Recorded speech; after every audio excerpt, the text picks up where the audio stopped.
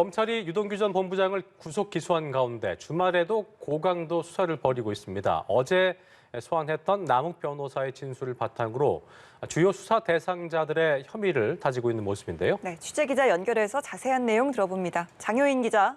네, 서울중앙지방검찰청입니다.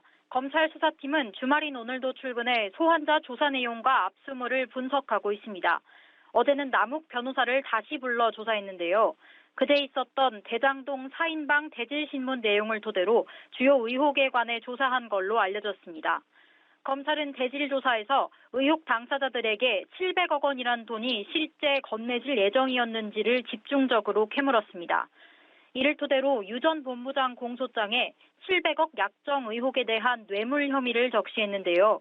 또 남 변호사가 지난 2013년 자신이 유 전 본부장에게 3억 원가량을 전달했다고 주장한 내용 역시 공소장에 담았습니다. 어제 조사에선 녹취록 속에 등장하는 50억 약속 클럽, 350억 원 로비설 등도 남 변호사에게 캐물었을 것으로 보입니다. 이번 공소장에서 빠진 유 전 본부장의 배임 혐의를 입증하기 위해 의혹 당사자 4명의 공범 관계를 따져보고 구체적으로 어떻게 역할을 분담했는지 등도 조사했을 걸로 관측됩니다. 네, 아직 풀리지 않은 의혹들이 많습니다. 앞으로의 검찰 수사는 좀 어떻게 이루어질 전망입니까? 네, 먼저 사업 과정에서 초과 이익 환수 조항이 어떻게 빠지게 됐는지가 남은 의혹 중 하나입니다. 정치 법조계 인사에게 350억 원의 로비가 이뤄졌는지 여부도 알아내야 합니다.